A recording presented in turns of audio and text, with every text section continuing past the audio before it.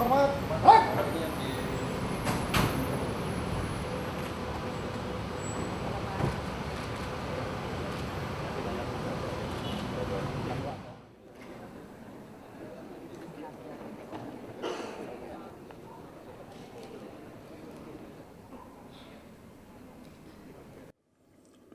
Saya perlu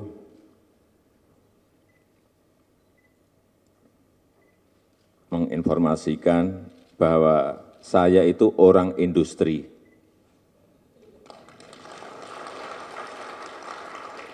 Pelaku industri yang sudah 24 tahun bergerak di situ. Dan juga betul-betul pekerja di industri di situ. Hanya memang bukan industri yang gede-gede, tapi industri. Tapi ini saran beliau tadi akan saya lakukan, supaya tahunya bukan hanya masalah kayu, tapi juga tahu masalah migas, masalah industri otomotif, industri tekstil, saya kira penting sekali. Yang kedua, yang berkaitan dengan kondisi ekonomi makro Indonesia secara umum, saya kira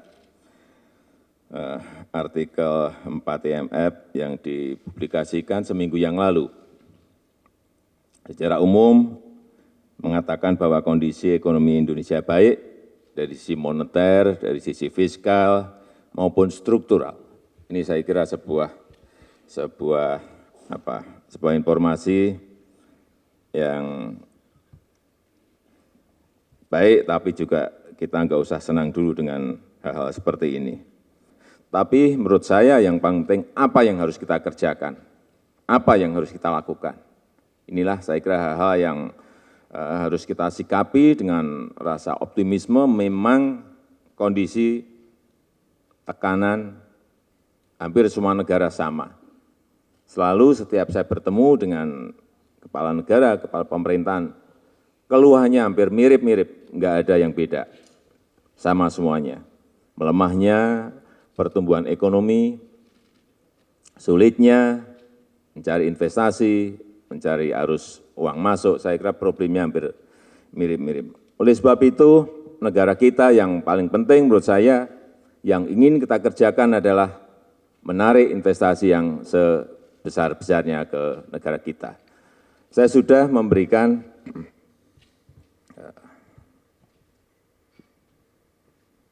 perintah jelas kepada tim ekonomi, terutama Kepala BKPM, bahwa target-target investasi yang masuk ini harus betul-betul dikejar dengan cara apapun. Misalnya, ya tahun depan, target kita kira-kira 670 triliun. Harus, kalau sudah ada target itu, dengan jurus apapun harus dikejar. Kemudian 2018, target kita kira-kira 840 triliun. Dan keinginan kita kalau nanti dijumlah paling tidak itu 45% dari PDB kita. Sehingga ini akan memberikan trigger ekonomi yang baik. Apa sih yang harus difokuskan untuk investasi ini? Selalu saya sampaikan bahwa substitusi barang-barang import itu harus menjadi konsentrasi kita. Kemudian juga ini memang yang paling mudah adalah mega-mega proyek itu harus betul-betul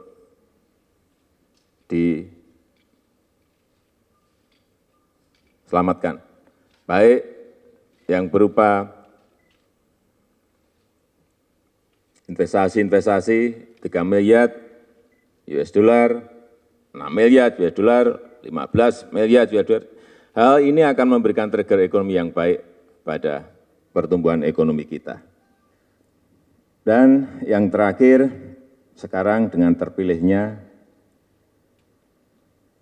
Presiden terpilih Donald Trump menjadi Presiden Amerika. Praktis semua mata uang di seluruh dunia ini praktis melemah. terhadap US dollar. Bukan hanya rupiah, sekali lagi bukan hanya rupiah. Bahkan menurut saya rupiah relatif stabil dibandingkan dengan mata uang yang lainnya. Dan ini yang dilihat saat kampanye, kebijakan Donald Trump untuk America First, sama dengan, menurut saya ya sama dengan dolar nanti akan jalan sendiri.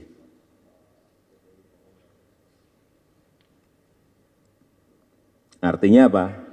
America First nanti berarti Amerika relatif tidak peduli dengan konsekuensi aksinya terhadap negara yang lain. Ini yang saya tangkap seperti itu. Dan kelihatannya Trump akan menerapkan kebijakan ekonomi yang sifatnya reflationary. Kelihatannya akan menuju ke sana. Dan kurs dolar semakin mencerminkan antisipasi pasar bahwa pertumbuhan ekonomi Amerika akan lebih menguat lagi dan inflasi dolar akan melonjak.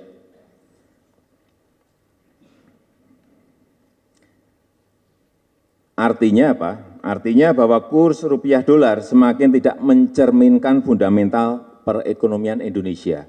Ini kita selalu anunya ke sana terus. Padahal bukan cerminan fundamental ekonomi Indonesia. Melainkan semakin mencerminkan, menurut saya, semakin mencerminkan kebijakan ekonomi Amerika yang tadi saya sampaikan, jalan sendiri tadi. Jadi jangan dibawa persepsi nantinya setelah ini, masih kita bawa persepsi itu pada dolar. Mestinya tidak seperti itu. Maaf kalau saya salah.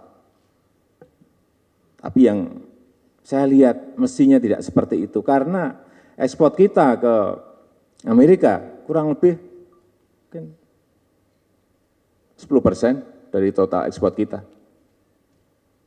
10-11% dari total ekspor kita. Jadi jangan sampai yang angka 10 sampai 11 ini kita menjadi mendominasi persepsi ekonomi karena yang berkaitan dengan dolar dan rupiah tadi. Kalau kita mengukur ekonomi Indonesia hanya pakai dolar, nantinya ya kita akan kelihatan jelek gitu loh. Padahal negara yang lain juga sama, mengalami hal yang sama. Dan padahal ekonomi kita oke-oke saja, nggak ada masalah. Tapi ini sekali lagi ini persepsi. Kalau kita masih bawa itu, bisa berbahaya. Sementara misalnya kalau kita ukur ekonomi kita pakai euro, atau pakai yuan renminbi, atau pakai won, Korean won, atau pound sterling, mungkin akan berbeda. Dan mungkin akan kelihatan jauh lebih bagus. Tapi sekali lagi kita sudah bertahun-tahun selalu melihat dolar dan rupiah. Sekali lagi, menurut saya bahwa kurs rupiah dan dolar bukan lagi tolok ukur yang tepat.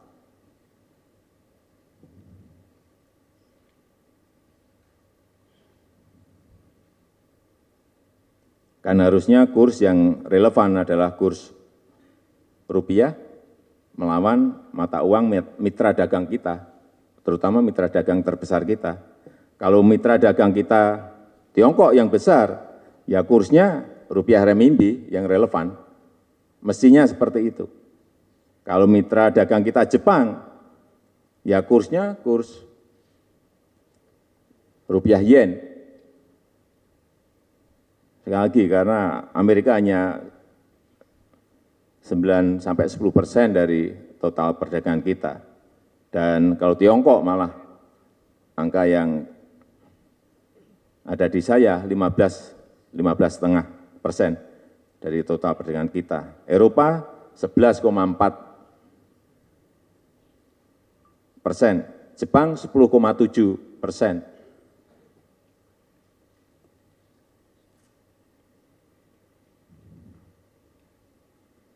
Karena ini penting sekali untuk mengedukasi publik, untuk tidak lagi hanya memantau kurs mata uang mereka terhadap US dollar semata, tapi memakai patokan yang lebih komprehensif.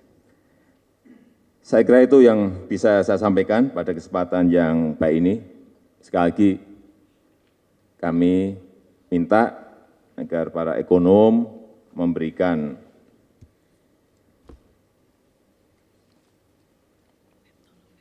kritik, saran, mengingatkan hal-hal yang berkaitan dengan ekonomi makro maupun ekonomi mikro kita. Apabila ada hal yang keluar dari rel, silakan saja disampaikan kepada saya. Setiap saat, kapanpun, 24 jam saya terima. Dengan senang hati.